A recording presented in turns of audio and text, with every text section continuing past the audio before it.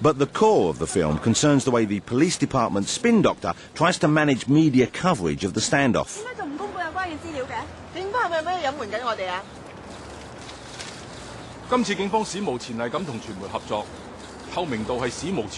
Breaking news becomes a sophisticated PR tussle between the savvy, cynical police spin doctor and the clued-up gangsters, as each tries to manipulate public sentiment by stage managing the sort of easy-to-digest images the media will lap up.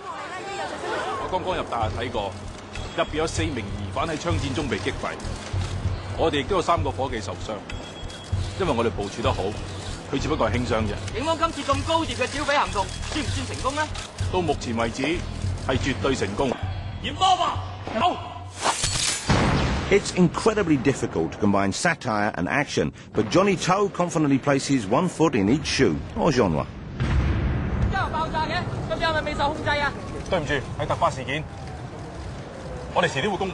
And the action just keeps on coming.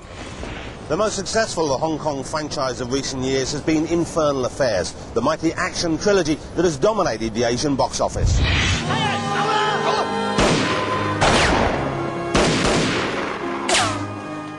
The Infernal Affairs series was directed by Andrew Lau, one of the biggest guns on the Hong Kong scene. He first made his name with a series of eye-popping CGI extravaganzas. The wildly imaginative use of computer graphics in A Man Called Hero was strictly state-of-the-art at the time, and possibly one of the last times any filmmaker will be allowed to destroy a major American monument.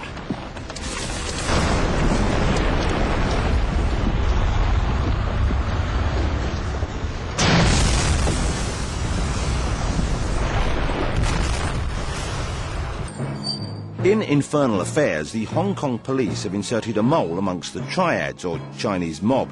But the twist is, the triads have inserted their own mole inside the Hong Kong police.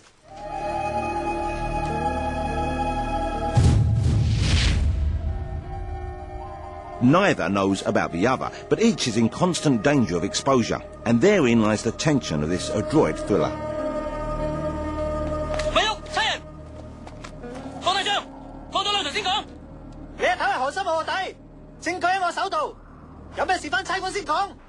Infernal Affairs 2 offers the additional treat of Francis Ng, the guy here in the glasses. The cool and intense Ng is the Kevin Spacey of Hong Kong. The name is spelled N-G. Two simple consonants, one great actor.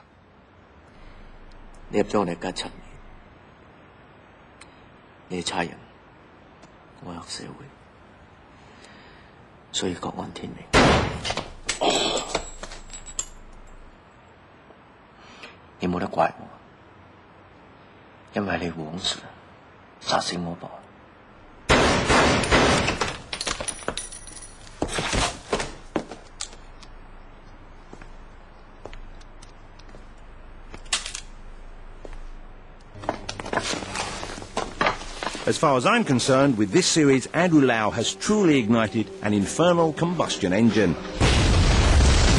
Sorry about that.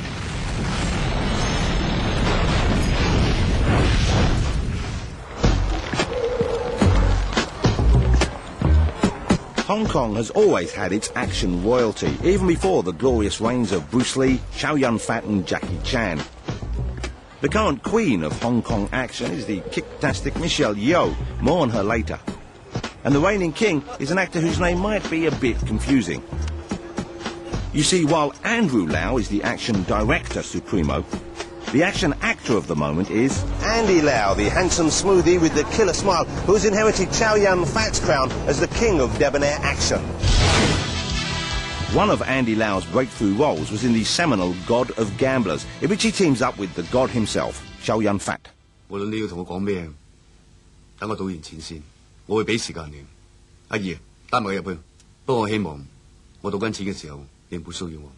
Andy is certainly cut from the same cloth as the great Chow.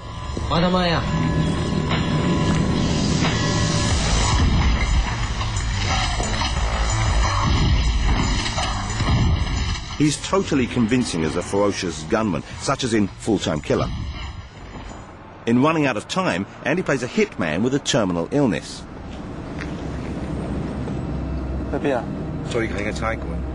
In this truly tense scene, our Andy rides that fine line between cool guy and cool psychopath. 送到我去差館當你贏。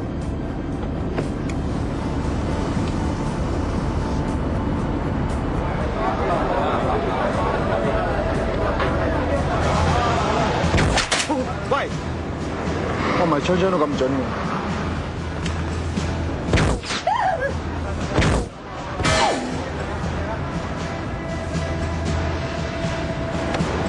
數1、2、3就會開槍。1、2、3。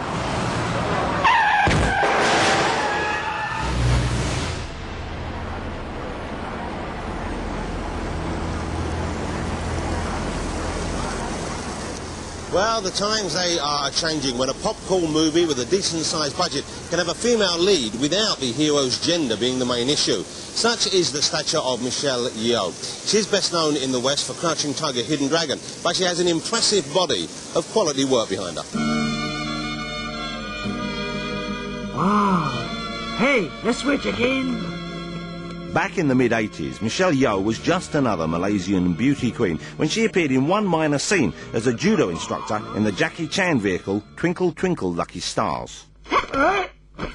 Although women in Hong Kong action films mostly play girlfriends or victims, there have been female heroes. They've just been few and far between.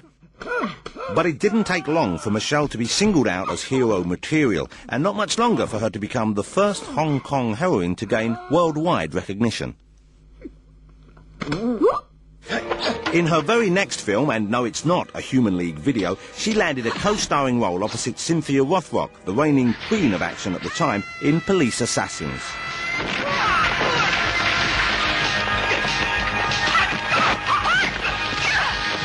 Despite being trained in ballet rather than martial arts, Michelle pulls her own weight beside the American karate champion. Hold it! And just a few films later, Michelle grabbed Cynthia's crown. She played a female Indiana Jones in the epic Magnificent Warriors and gained a Jackie Chan-like reputation for doing many of her own stunts.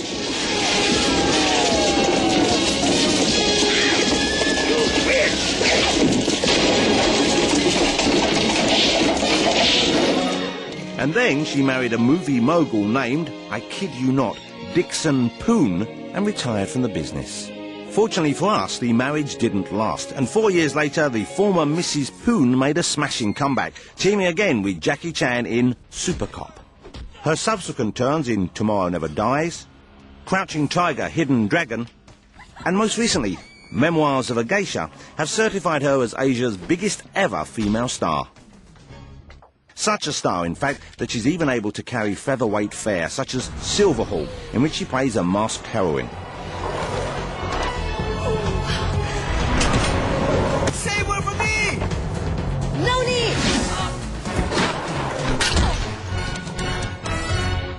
Changed.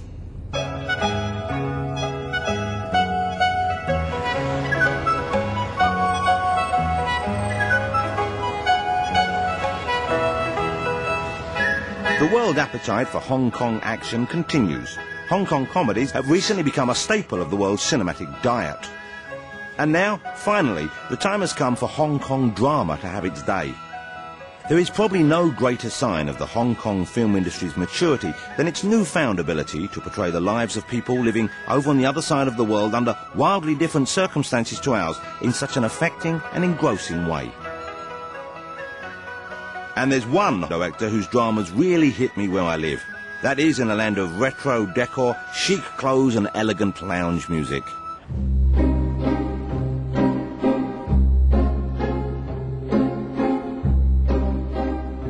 Director Wong Kar-wai has made a career out of swooningly romantic tales in which two cool-for-school men and women alternately crave and reject each other.